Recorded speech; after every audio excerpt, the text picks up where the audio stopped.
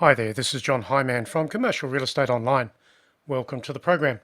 This is the YouTube channel for commercial real estate brokerage agents around the world with sales, leasing and property management activity, ideas, tips, tools, templates that you can use. So in today's program, I'm going to cover off on one particular topic. So get your notepad, get a coffee and come back and listen to the program. And so today's program is all about 3 highly effective commercial real estate prospecting ideas. Every broker or agent should have a system relating to prospecting in their activity in their local area. Let's have a look at the ideas here to see if they can work for you. Finding new clients and listings. Of course, that's the priority when it comes to brokerage, but somewhere in that has to be the word quality. There's no point in taking on listings or clients if they are of the rubbish category. So let's look at it a little bit further. New listings, new clients. It's a fundamental part of the business. And of course, that is the best part when it comes to growing your business over time. You need those clients, you need the listings. There are absolutely no shortcuts to finding clients and prospects that you need. It's a fact that systems are required to get anywhere. Every day, look at certain processes that should be repeated so that the leads and the listings are generated. Everything comes back to you, what you're doing, how you're doing it, how you're connecting with other people. So if your business is struggling or slow at the moment, have a look at what you're doing, what you're not doing, and put some quality into that equation. And of course, today's video will help you with that. A systematic approach. What's a system? What is your system now? Well, the idea here is that your system can always be modified, even if you're doing something now in brokerage to go forward. There are extra things you can do or improvements you can make with the things that you're doing each day. Let's look at that. The processes for some agents will differ based on the way they like to connect with the market, their market, and the time that they have been in the business. That does say that you will improve your processes over time as you know what works for you with your property types, your preferred property types, and your clients. So, the second point here is this. A systematic approach is required. You can do the system for yourself, then you can refine it. That's how the top agents do things. They start their system based on what they know other people are doing, and then they refine that system for themselves based on their knowledge, their strengths, their weaknesses, their opportunities, and their market share. So your system is refinable. It's something that you can work on over time. Get it started. Let's have a look at that a bit more. So what are the common problems that are out there now? Think about these things. I see so many agents chasing ambulances to get any deal rather than focusing their efforts on quality, on the property opportunities and the relationships that really matter.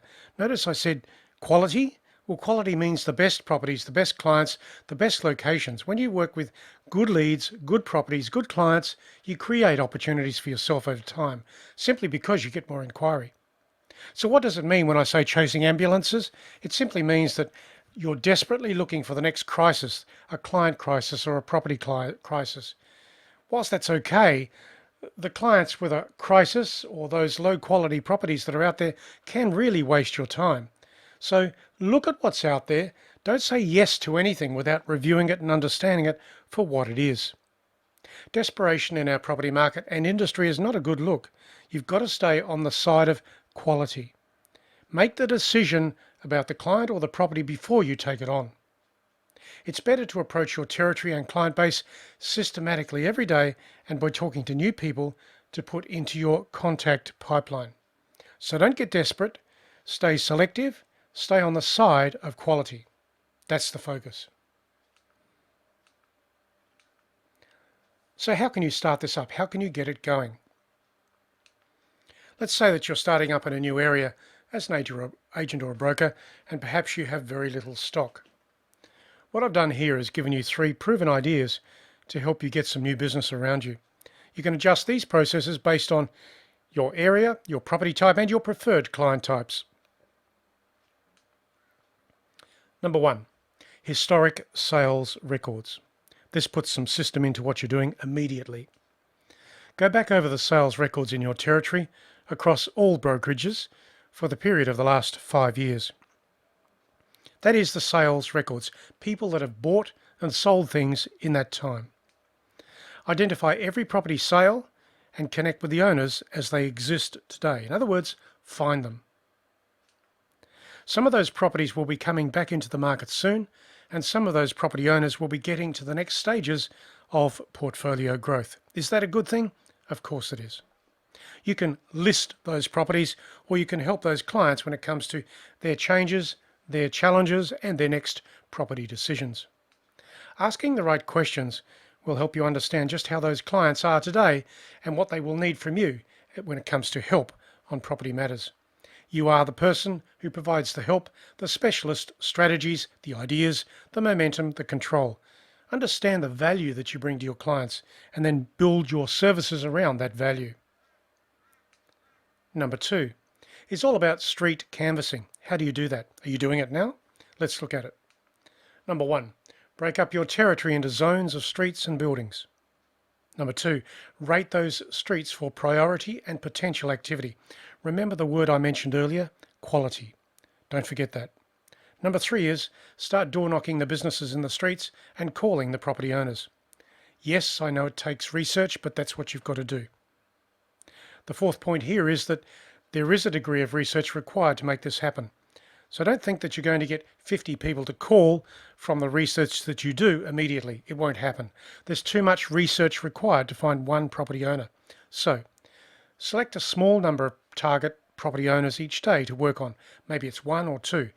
1 or 2 a day over time creates a lot of activity over time. Every day undertake the call preparation and the review, the property ownership records for targeting your calls. And of course, somewhere in there is your spreadsheets, your database, the people that you can connect with over time. Stay organized.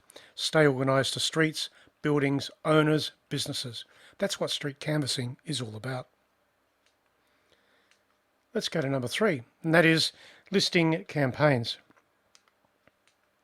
So when you have a listing to take to the market, there is a reason within that to talk to other business owners and property owners in the area. Of course there is. You're taking a listing to the market, go out there and share the information locally in that location. Take every listing into your area personally. Door knock and cold call people to tell them about the property that's just coming into the market now, be it for sale or for lease. Every listing is a reason for a conversation. The 3rd point here, the real reason, of course, for doing this is making the call or contact to find out what the other people are doing with their property locally. Sure, they may have an interest in your listing, that's all good. But what you want to do is find out if they have a challenge, a need, a focus, something that you can help with in commercial real estate over time. It's that simple. Use your listing and your listing campaigns to create conversations. Do that every day. So, when you look at these things in summary, life doesn't need to be difficult in commercial real estate agency and brokerage today. It doesn't need to be difficult. It just requires dedicated systems of action undertaken every day on a personal basis. That's your system. That's what you do every day. When you focus your day into doing certain things, the business opens up into opportunity. Don't let things distract you. Stay on track with your business plan of action. Don't let other people distract you and pull you away from the things that really matter. Keep at least 1/2 of your day totally organized to growing your business. That's the rule. The last point here is this. Track and measure your progress. Adjust your actions when you see strengths and weaknesses to work on. So this is the basis of organization. This is how you create your system in commercial real estate brokerage as an agent or as a broker for your location.